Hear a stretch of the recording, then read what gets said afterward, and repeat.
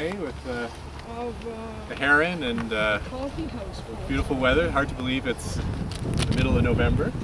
Oh, the we won't look. Yeah, don't look. Really glad you could be here for the unveiling of the Poets Pathway's 4th and 5th plaques. And it's a very special day because this also is going to be the first plaque that is featuring a French poem by Alfred Garneau, I mean. And our other poem is by Wilfred Campbell, Down the Merivale Road. The other members, I'm Ben Glossop. I'm a member of the Poets Pathway Committee, and the other members of the committee are Christelle Woodward here and Jane Moore, our fearless leader. And also I'd like to acknowledge Ken Dennison and Dev Lynch, who are very helpful as well. We also want to make sure we give special thanks to the people that helped make this possible, namely the city, which recognizes this fine project as a very important part of Ottawa heritage. So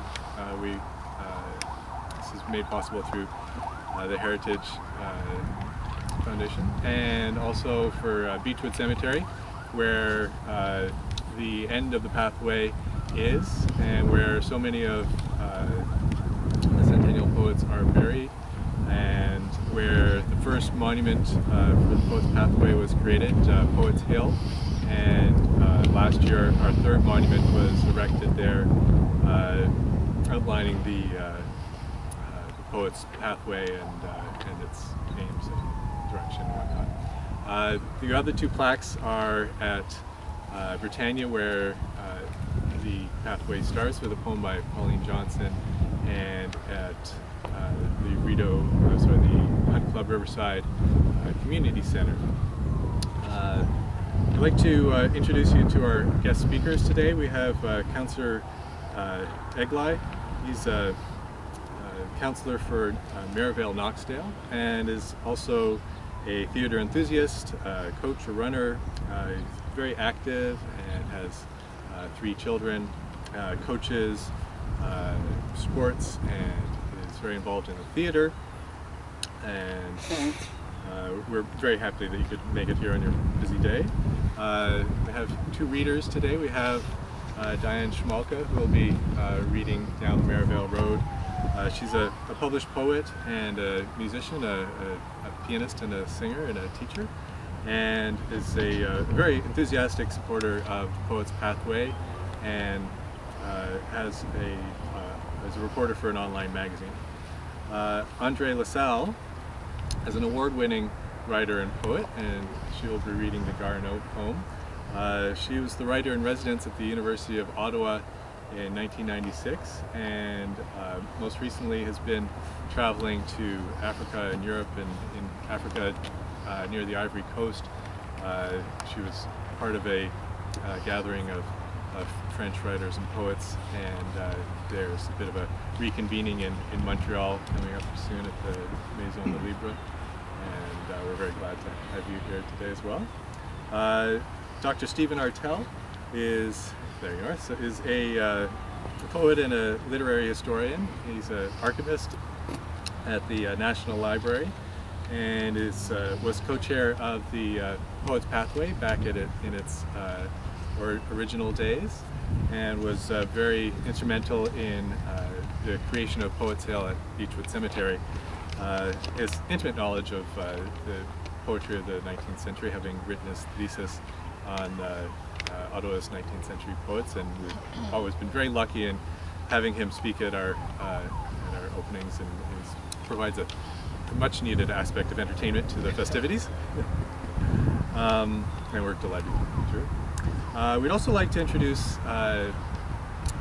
Jen, and who's the dear wife of George Wilson, who was co-chair of the Poets Pathway from 2007 to 2009.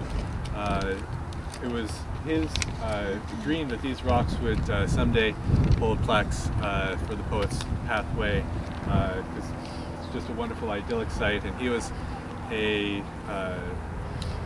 very active person who would walk for many hours every day, and did a lot of writing, especially in his journals, and was very enthusiastic, and his warm and encouraging spirit were very instrumental and helpful in the time that he was part of the committee, and he'll be missed, and I hope he's being able to experience this in some way, however that might be. His favorite poet was Wilfred Campbell, who's down the Merivale Road we are unveiling today. And we're also very thankful that his best friend Doug could be here today as well. And we're hoping that he and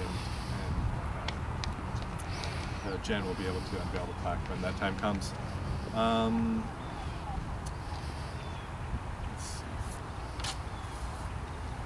think I covered most everything. So I will turn things over to Councillor Egli. Well, thank you very much for having me out here this morning. I know this is my first year doing this, and people often say, what do you like best about the job? And I think it's the diversity of the activities and the people that you get to meet. I was just saying to someone in the crowd that maybe he is watching. It's a premature unveiling. I was just saying to somebody that I was at City Hall last night for the opening of the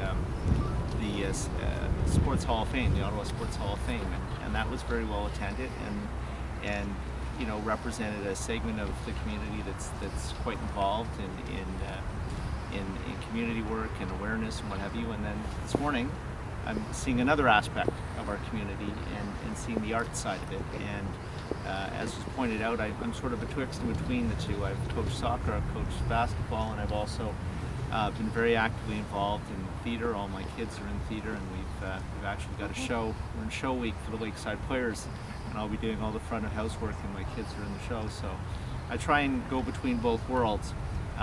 But I think this is just fabulous for a number of reasons.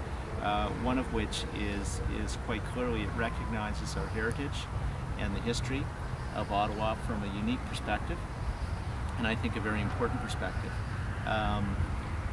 One of the things that I do at City Hall is I sit on the library board as well, and there's some talk about trying to organize a poetry competition. And right away I said, well, let me talk to the library and get them involved in that as well.